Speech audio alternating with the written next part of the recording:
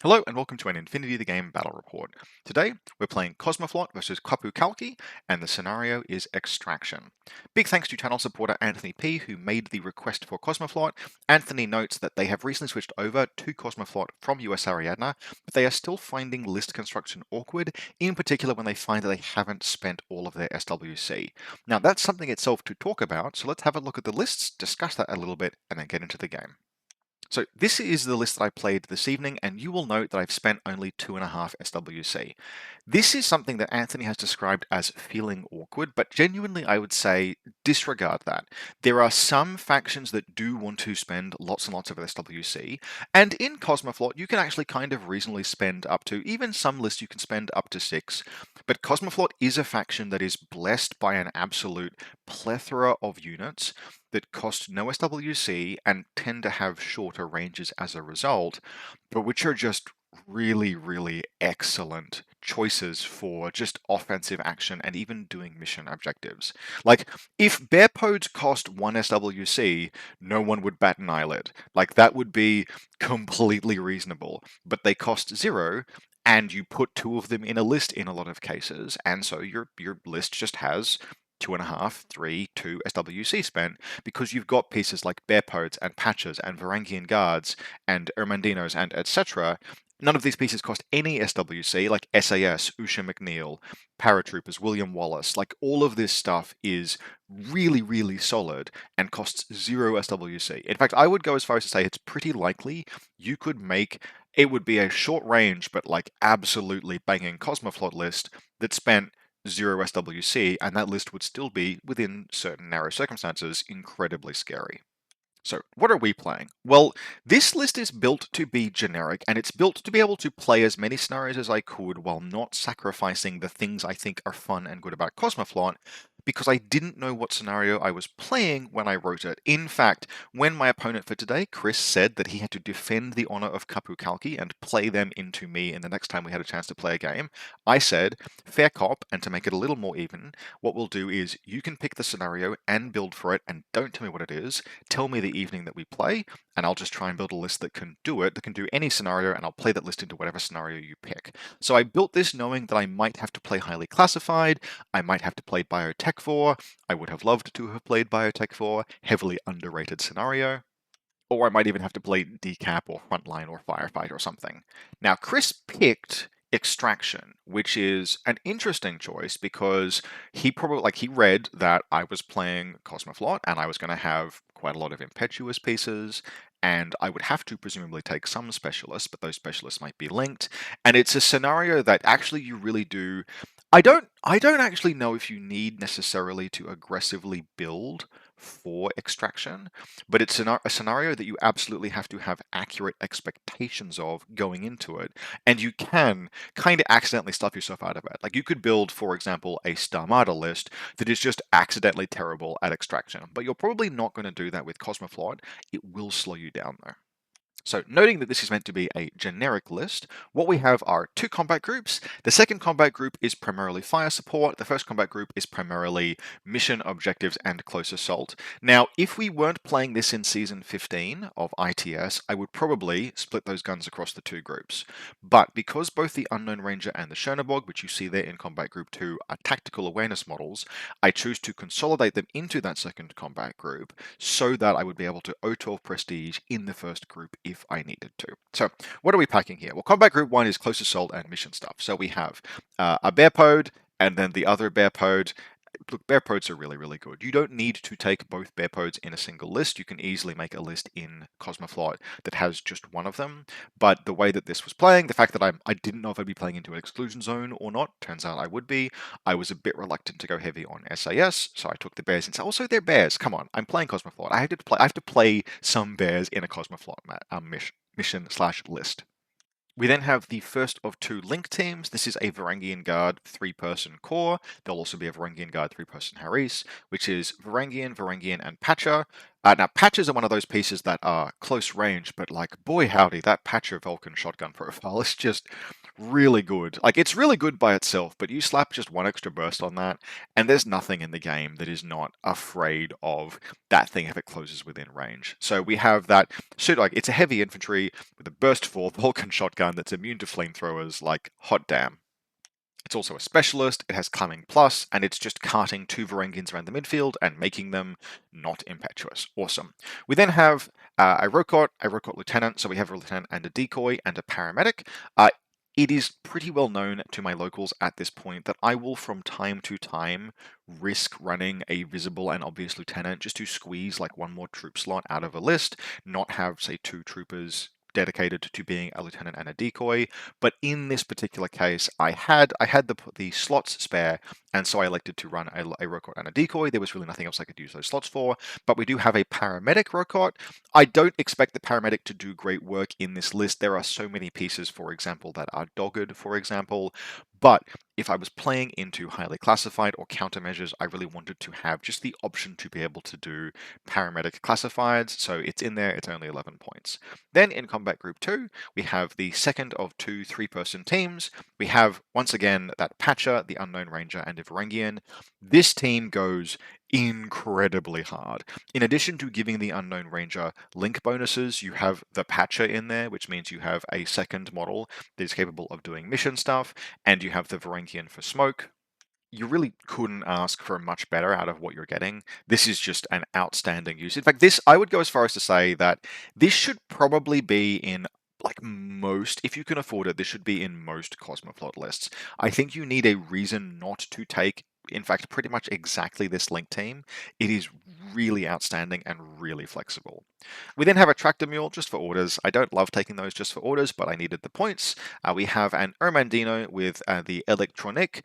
Again, this is kind of just a concession to the possibility of needing to do mission stuff, and Electronic is also only 2 points. You can use it for all sorts of stuff. This game I would use it to potentially block a ladder, for example. And then a Schönebog.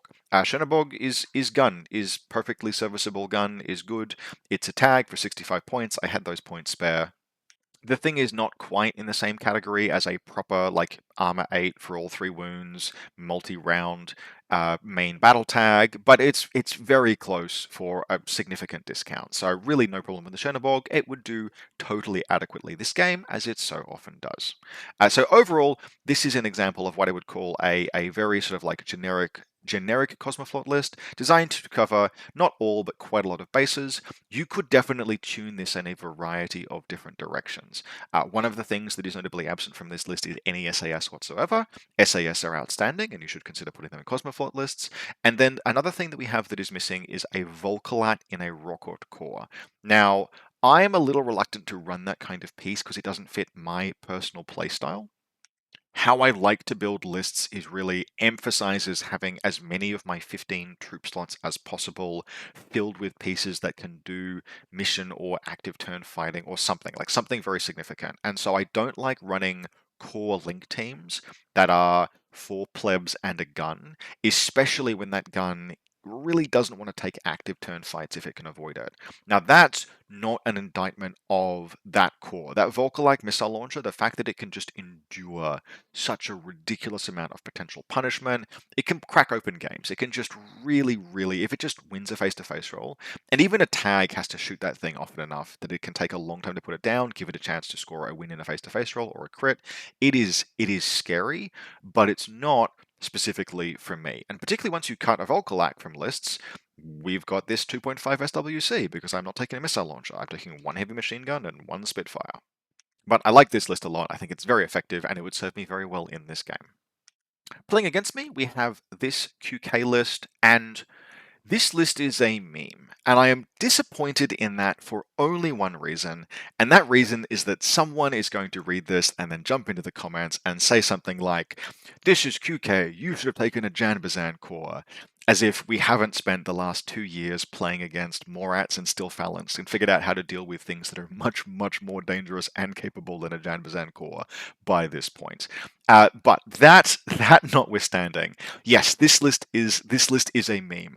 I think with a little bit of work, we could actually unmemify this in a fairly significant way. There are some things in here that are interesting and solid, but Chris has built this with a particular goal in mind.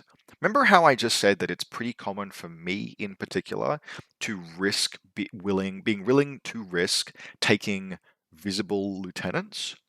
This is a list built to annihilate someone, punish them for taking a visible and obvious lieutenant. We'll see this in the first turn of the game, so you probably figured it out already from looking at this, but what we have here is 3 Al-Hawa mine layers, submachine guns, grenade launchers. They have those shock mines that they will attempt to deploy.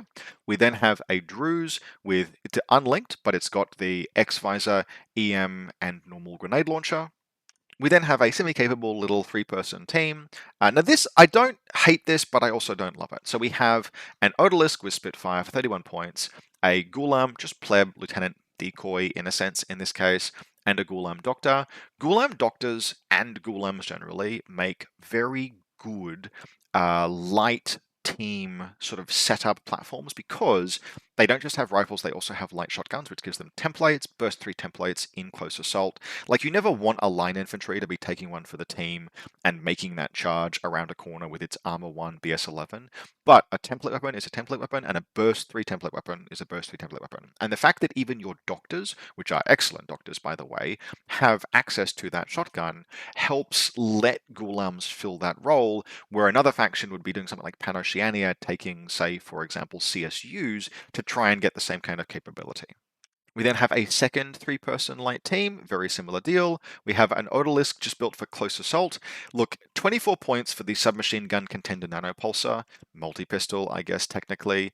I get it, and look, technically speaking, this piece is cheaper than a Burkut, but just take a Burkut. The difference in performance between this Odalisk and a proper flamethrower-armed mimetism HI trooper is genuinely, like, it's not actually as wide a gulf as you might expect, but it is certainly more than it's more than a 3-point gulf.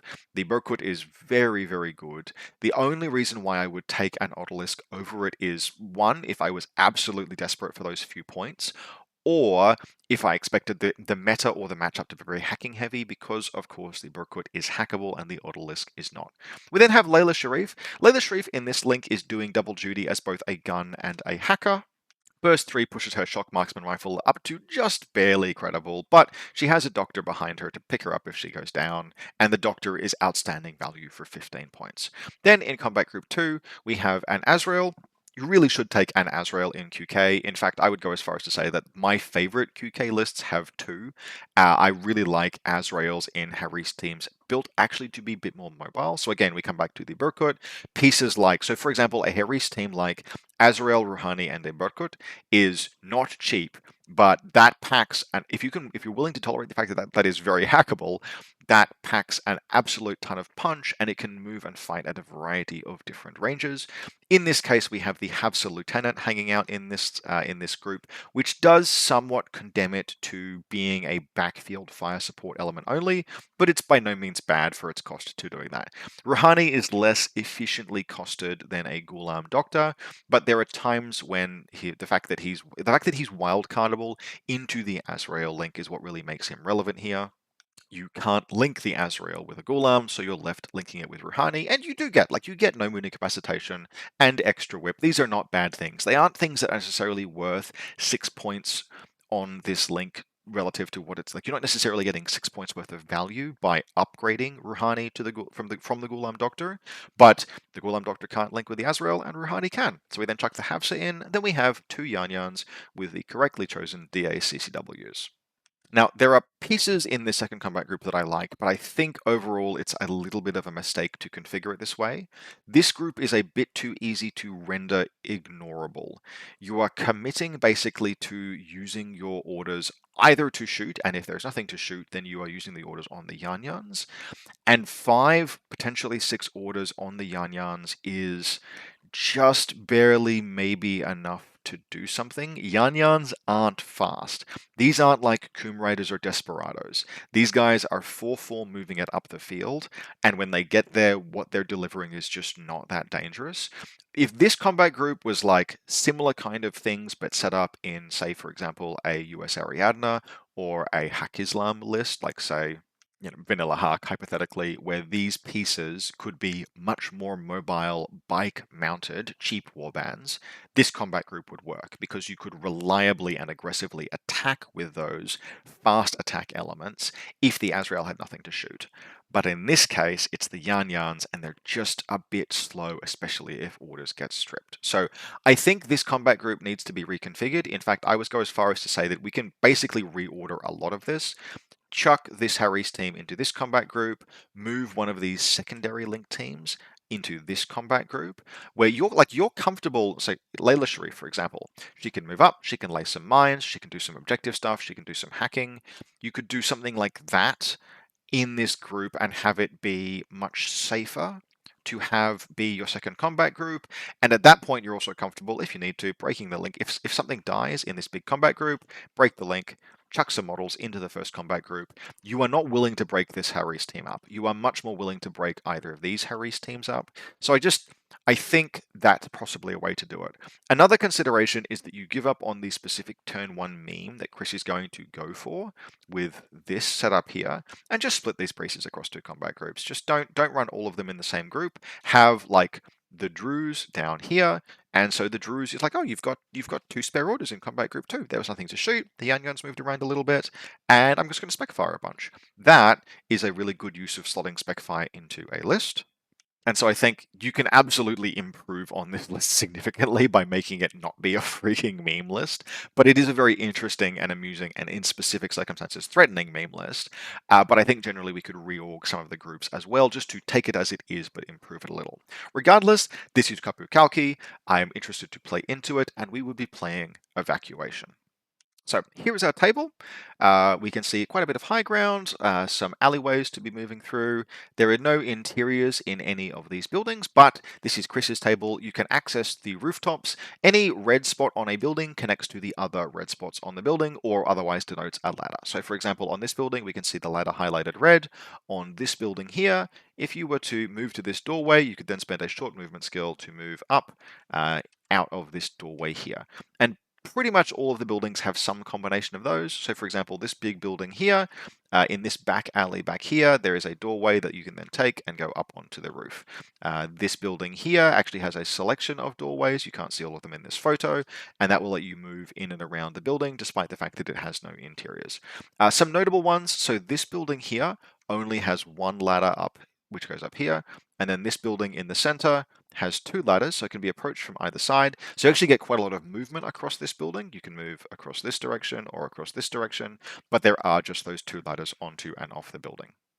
Now, after two rerolls, Chris wins the LT roll, and stat picks going first, and I think that's quite reasonable.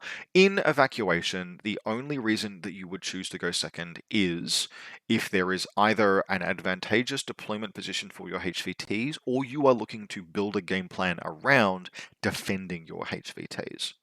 And so you want to be able to deploy them potentially together in a heavily dependent position, which your opponent will then struggle to get to. And you want to do that after you've seen everything that they do. I think generally speaking, this is a scenario I would be moderately more comfortable going first in, but not universally more comfortable.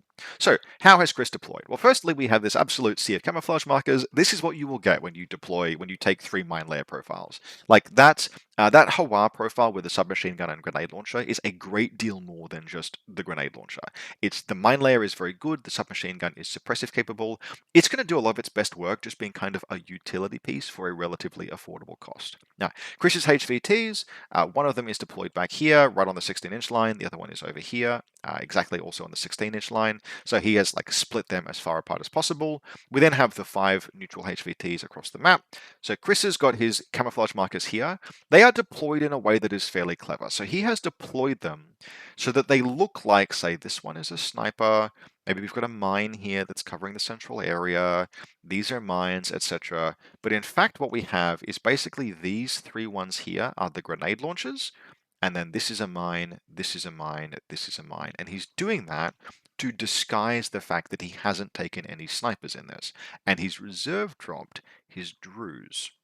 So at this point during deployment, I haven't seen the Druze, and I'm a little bit in the dark as to what is happening.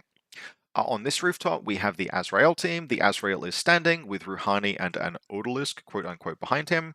Basically, as soon as Chris deployed that, I just said there's like a 70% chance that's actually a Havsa lieutenant. But I can't really do anything about it. It's in a very good position, so it doesn't really matter. The fact that I had a pretty good idea of who it was doesn't change the fact that they couldn't really go after it at all this game. We then have the Layla Sharif Link team down here. And then partially on this rooftop and in this building, we have the Spitfire Odalisk Ghulam team set up to move. And then, yeah, that's Chris's reserve with the Druze would plonk down. I actually think it's going to deploy. This is the Druze here, right on the deployment zone line. But we won't get to that until it's Chris's reserve spot. For my part, I reserve the tag. We have the Unknown Rangers team over here with the Bear Pod on the roof. We have, this is the irregular Bear Pod on the roof. We have the regular Bear Pod presented by this mech trooper looking thing. This Bear Pod is down here, and it is in this position alongside the Varangian Patcher team over here because I have chosen to clump my HVTs. So my first HVT is on this roof. We agree that we can play on buildings in this particular match, and this particular table rather, because they occupy quite a bit of the table. And the other one is nooked down just in this alleyway here. I can just barely fit one HVT in this corner. I can't fit two, but I put the second one on the roof. And the only way up here is either by manually climbing up these walls or by taking this ladder. And so my plan is to use this electronic to block the ladder so that it has to be killed to get past. And that basically leaves Chris in a situation where if he wants to get to my HVTs, it's very challenging for him to do so. We'll then have the Chernobog in this location here, safely away from the Azrael. I can engage it if I want to, but this building is comfortably in the way for now. And then we have two rockets deployed. So the rocket paramedic is on ground level. It's here in case it needs to hop over to the button. In this scenario, in evacuation, what you can do is you can use fast non-specialist troops, like for example, this regular Bear Pod, to grab civilians and then run back and hand the civilians over to an actual specialist hanging out near the button. And so for that reason, having a cheap disposable specialist in cover near the button can be very worthwhile. So we have that paramedic there. Then we have one rocket on this rooftop and one rocket back here in this very back alley, just hiding and trying to be safe. The Mulebot is sequestered around back here. It'll be doing nothing the entire game. And the Ermandino is over here, and I forget to roll its booty. For Chris's part, he has rolled an MSV1 and explosive CCW for his Yan-Yans, both of which are deployed in the open. One is here, and this is the second one. So then Chris reserve drops the Druze, and I'm like, oh, hell. This is a Specfire game plan. I don't know exactly how, but this is a Specfire game plan. Frickin' damn. So the Druze pops down here, and that leaves me with surprisingly few good places to deploy the Chernobog. I do eventually deploy it down here, but I am really trying not to put it in a position where Chris can hit two things with one template, and I just can't find a position. I can't find a position that it is safe from the Azrael and is not going to catch models in collateral if it gets spec fired. So I have to just accept that the Varangian guard back here is what will get got if I get spec fired. He dodges on 14s. It's kind of the best I'm going to do. So Chris goes first. He's got 5 orders in combat group 2, 10 in combat group 1. And I make the call that I can neutralize the Yan-Yan and Azrael offensive probably just by taking one order from that group. In particular, I'm not super scared of the Yan-Yans. They're slow, they're dumb, they're just not that fast. They're not getting to anywhere that's going to do that much damage anytime particularly soon, even with impetuous orders, maybe with O12 Prestige. What I'm actually scared of is this team here taking the ladder back down there, coming around to here, and then engaging the Chernobog basically along this line. Now, they would only get one face-to-face roll before I guts backwards, but an Azrael absolutely can kill a tag in one face-to-face roll. It just needs to be a little lucky, and you need to roll bad saves. And I'm like, I think one order makes it just difficult enough for Chris to take that face-to-face roll. He'd be committing pretty heavily to it. That does not have significant impact on Chris's plans, because Chris's plans are to do some serious Specfire bollocks.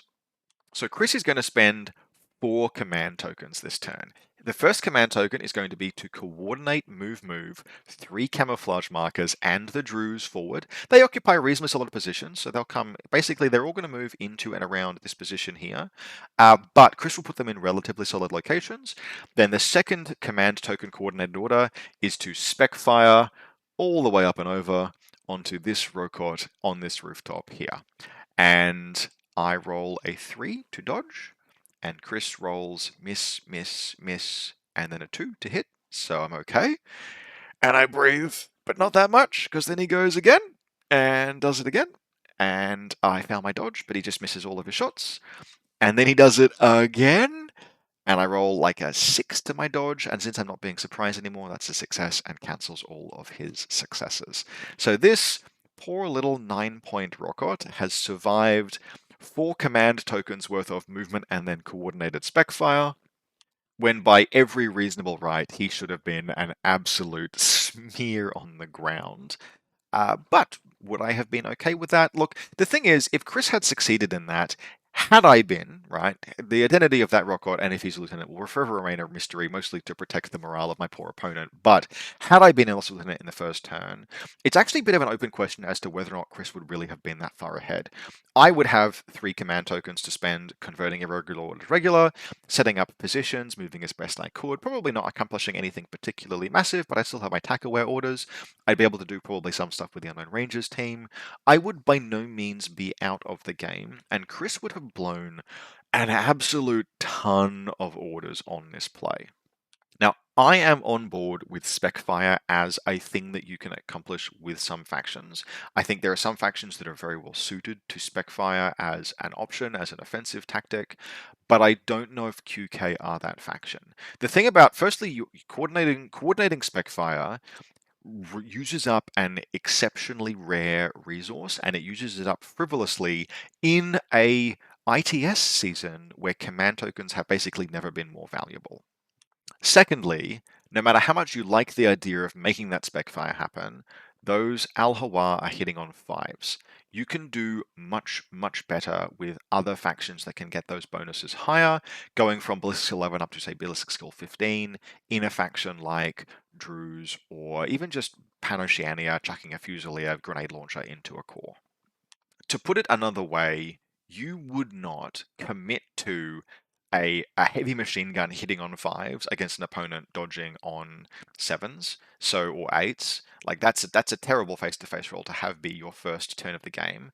The fact that yes, it could potentially put an opponent into loss of lieutenant if you've picked the LT out, exactly correctly, does not really make up for the overall low reliability and particularly high investment. Specfire has a place, but I don't think it was this place or this time. So with the failure of that attack, Chris is left in a position where he basically has to prepare himself for the remainder of the game. He can't take any meaningful offensive actions against me, so what he does is he moves up to do some classifieds and start securing scenario ground. And it's the Layla Sharif team that will be doing the bulk of that. They're going to move out this direction. Layla will get around to here, which will put her in zone of control of one of my HVTs. She'll do data scan the first attempt, and then she will pull back. The link team will kind of split up, and along the way, she will grab one of the, I think this here is the HVT, one of the neutral HVTs, and she will make her way back to here with the intention of evacuating it next turn. And that's the bulk of what Chris does this turn. One of the things that we note here is that because the Azrael had no targets, all he could do was use his diminished order pool to run the Yarn-Yarns forward, and they weren't really able to make significant contact. So one of them gets in around here and nooks down behind a crate, and then the other one gets in and around here and nooks down behind this crate, and that's Chris's entire turn. He's done a classified, he's grabbed 1 HVT, and he's otherwise accomplished nothing but spend 4 command tokens, which is pretty rough. Now, for my part, okay, I'm going into my first turn with the looming specter, not of Specfire generally, but specifically of that freaking Druze. I am a little scared of that Druze in particular. Even if it's only on 6s, it is very dangerous if it manages to land, say, a grenade, EM grenade on my tag's head from 32 inches away. But this is evacuation. You have to approach evacuation in a specific way. Now, my take to playing evacuation is you need to basically rethink what victory means in this scenario. You are never playing evacuation for 10 points. You have won the best win you can reasonably get in evacuation if you score 5. So in a tournament scenario, in a tournament game, you're playing evacuation, your goal should be to get to 5 and stop your opponent from getting to 5, and thus you win the game that way. And the reason why you want to pick 5 is that in evacuation, that is pretty accomplishable. You will need to do your classified or evacuate 1 HVT and 1 neutral HVT and 2 of your opponent's HVTs. There are a few different ways to get to 5. It is harder to get to 6, and it's very hard to get to 7, and it's basically impossible to get to 10. One of the complaints about Evacuation is that it is impossible to get to 10, but if you're playing this in a tournament, the same is true for literally every player playing that round. You need to think about what victory actually means in this circumstance. So in Evacuation, my advice is aim to get to 5, and specifically to 5, because that gets you the offensive bonus tournament point, which can make a really big difference in terms of tiebreakers. So my goal for this turn is to move some pieces up the board in a way that will let me start to make progress, ideally towards Chris's 2 HVTs, which again are split across the table there, and to do as much damage to Chris as I can and not suffer much in return, and ideally also kill that freaking Druze. Now, we have to deal with the Azrael on Overwatch, but we have some layered Smoke Impetuous activations, so this Ermandino is going to Impetuous forward safely, and throw some smoke down to here, which will then let the Bearpode Impetuous forward safely, and the Link team here begins to move out. So there'll be a couple of pronged assaults here. The Bearpode will move out in this direction and take out the Yan Yan, and then the Unknown Ranger will move out and around this way, and eventually get up onto this rooftop. Now, you can't see it in this picture, but there's a little crate on that rooftop that the Unknown Ranger is able to come up behind and then start doing some shooting, but he's going to be relatively low on orders. I can only accomplish so much. This is the challenge of being in Combat Group 2, right, where he's showing that Combat Group with the Chernobyl. He's doing that so that I can O12 Prestige the first group if I need to, but it does mean that my fire support is relatively strictly limited. Still, we're able to get some decent shots in, and after a few face-to-face rolls, we put down 2 of the pieces that were in this Link team on this building, including the Odalisque Spitfire, and 1 of the Al-Hawa. So the Bearpode, which is put down to Yanyan, remember, then comes around, drops some smoke down, and makes an attack on this Druze. And this is where we actually get the Druze sidearm becomes relevant. So the Bearpode moved around this way and then comes around this corner here. Along the way through, it cops a hit from this mine, and the Druze viral pistols it. Short range, hitting on 15s. He hits. I fail 1 save against the viral round, so pass 1, fail 1, and I fail my save against the mine. And shock ammunition says that if you've taken a wound from shock ammunition, it cancels any unconscious states, puts you straight to dead the turn that you would otherwise go unconscious, which means the Bearpode, taking 1 wound from the mine and 1 wound from viral, goes all the way to dead in that turn, which is the first time I've ever seen a Bearpode's Dogged actually be successfully bypassed by its vulnerability viral. However, it does put a double barrel shotgun straight into the Druze, which puts him all the way to dead, and I will take that in terms of first turn. Now, that Bearpode's attack has been relatively order efficient, but we are going to basically flub the remainder of this turn, trying and failing to throw smoke grenades. What I would like to do is move this Bearpode out and around this way and move towards this HVT over here. But to do that, I attempt to throw smoke grenades on 13s to about this position here, which will block the Azrael and let me move forward. But I try 3 times and fail, and at that point, if I succeeded, I wouldn't have enough orders to get forward anyway. So the Bearpode just pulls back to here, the tag goes into suppressive fire, and the remainder of the orders are spent moving this Patcher Link team out and around this way, like this, up to a position where the Patcher is on this rooftop and prone, and the Varangians are just doing corner guard duty. Again, my goal is to have the 2 of my HVTs and the neutral HVT here be very heavily defended, so that Chris can't get to them, and I keep those points locked away, so that I can get to my 5 points and win. Oh, one thing that we missed, with a couple of orders I have spare, this Bearpode spec fires grenades onto this Yan Yan and actually succeeds and kills him. That's how you do spec fire. You do spec fire when you are hitting through the spec fire penalty on 13s. That's actually pretty reliable and puts the Yan Yan down comfortably because Yan Yan don't have any special defenses or anything like that.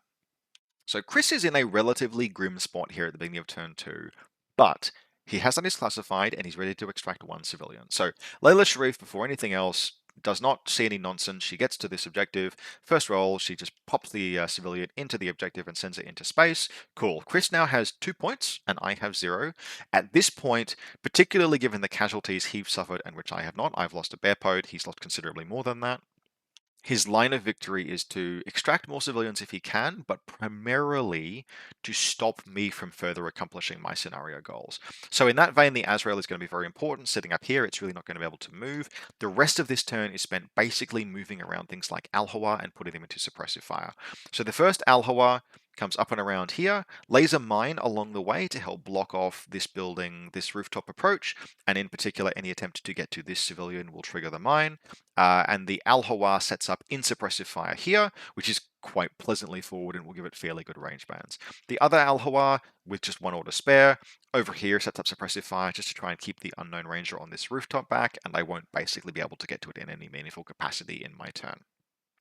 However, I am able to set up to start making progress. So my turn 2 is spent. Firstly, I'm going to activate this patcher, and I'm going to attempt to synchronize this civilian. I'll move away, attempt to synchronize the civilian, needing a 16 and fail. So that's okay. I come back, attempt to synchronize the civilian and fail. That's okay. I move away, attempt to synchronize the civilian and fail.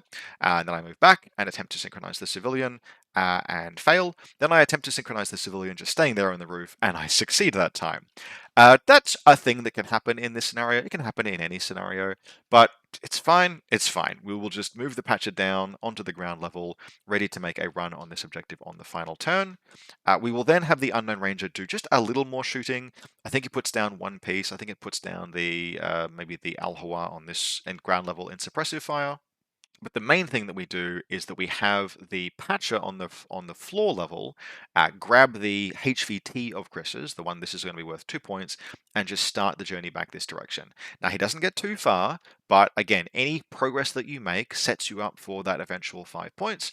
So we're going to have that patcher holding Chris's civilian over here, and then this patcher over here, basically on ground level, holding this neutral civilian. I'm still at 0 points at this stage, but I haven't taken any casualties, I've just fluffed a whole bunch of orders, and Chris is still relatively behind, so ultimately a thoroughly uneventful turn. The only other thing we accomplish is that we yeet a Varangian guard forward to put down the Al-Hawar on the rooftop. Yeah, actually, in fact, this is the only... Yeah, there's going to be one Al-Hawar remaining at the end of this turn. This one goes down, and this one goes down. So proceeding breezily into turn 3. Oh no, we did have a face-to-face with the Chernobog. That's right. Did one wound to the Azrael, who then failed its guts roll after 2 face-to-face rolls, failed its guts roll, and it dropped prone. It will be standing up at the end of this, at the beginning of this turn. Now, Chris has very few orders, and we do a check basically here. Is there any way for him to get even one more point on the board? And because he spent, again, this is a meme play. This is why you don't do this. Because he spent 4 command tokens making those coordinated order spec fire attacks on the first turn, he can't move things between groups. And because he sustained attrition to both of his groups, he has no way to grab any of the remaining civilians and get them back to the central console in, like, basically it is not possible. That leaves us with basically one play that might win him the game. I have 0 points going into turn 3. I'm controlling civilians. I'm set up ready to try and accomplish some things, but I don't have any points as we speak. And if he can stop me from accomplishing any of those mission objectives in the last turn, he can win. And he has basically one play that he can use to do that. And that is to end the game as he began by spec firing. So this Al-Hawar that is sitting down here just starts grenading and grenading and grenading against the Rokot on the rooftop that has not moved. But again, the Al-Hawar is rolling 5s to hit, I am rolling 8s to dodge, and he just doesn't make it through. The grenades land around me, pockmarking the earth, blowing holes out of ramparts, but the Rokot survives, and I pass into my 3rd turn, and we go about trying to accomplish some scenario stuff. So the first thing that we do is we move the Combat Group 2 patcher into Combat Group 1, and it then moves around here and grabs the 2nd H civilian along the way. The Ermandino in Group 2 then takes time out of his busy day to do the HVT SPN, the HVT Engineer classified, since I have so kindly bought a HVT to him. And then the patcher continues on around here, and in 3 whip rolls extracts 2 civilians. Now that has won me the game. At that point, I have my classified, a neutral civilian, and an enemy civilian extracted, which is worth 4 points. We need 1 more point to hit that self-set goal of 5. That's cool. We have this patcher on ground level over here, so he moves, and at this point, I've got 4 orders remaining to spend. So we move the patcher into base contact with the beacon, and we attempt to extract the civilian, and we fail, and we attempt to extract the civilian, and we fail, and we attempt to extract the civilian, and we fail, and we attempt to extract the civilian, and we fail. And then I spend a command token for Ocho Prestige, and we attempt to extract the civilian, and we succeed. Had that one failed, I would have had one more shot at it, running the Chernobog over here, hopping out, grabbing the civilian with the Chernobog pilot, and then attempting to stuff the civilian, presumably end the patcher into the evac capsule, because at this point, this patcher has failed, I want to say, 8 whip rolls attempting to pass mission objectives. The big dumb idiot. But we got there in the end at the 11th hour. That gets us to 5 points, while Qapu Khalqi is on 2, which, again, the point here is that you get to 5 because 5 gets you not just the win, but the offensive bonus in a tournament, which gives you those tiebreakers, that better chance at first or podium, etc. It's what you're looking for. More than that, particularly with Evacuation being as difficult a mission as it is essentially superfluous. 5 is the important number. So ultimately, we got to strut a fair bit of the stuff that QK can do. We saw some bear assaults. We saw Viral working against bears. We saw spec fire from bears. That in particular, I really like. The fact that regular bear can spec fire grenades on 13s in good range is just very, very useful and very effective under some circumstances.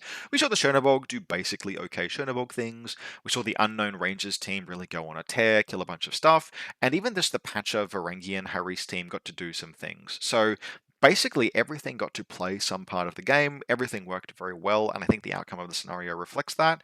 Cosmoflot is not a faction that I would play like super routinely or regularly, but a chance to bust out patches with Vulcan shotguns from time to time. I only wish I'd managed to take a face-to-face roll with those things rather than just using them as climbing plus specialists. But hey, they're climbing plus specialists. That's excellent. So definitely overall happy with and recommend this list. Although, again, this list was built to be as agnostic as possible to scenario, I would focus it given the choice if I knew what scenario I was going to be playing. Things like SAS are excellent to include. Things like Usha McNeil are excellent to include. Wallace is one of my favorite pieces if you want to include him in Cosmoflot. And of course, the core linked Volkalak is excellent if you like running defensive cores. Lots to recommend to the faction. I like them a very great deal. It was fun to play them. And Anthony, I hope you enjoyed this battle report. Otherwise, as always, for those watching, I hope you enjoyed this. If you want to support the channel, you can do so via the Buy Me a Coffee link in the video description below, or by becoming a channel member. Big thanks to those who have already. As always, I will see you next time.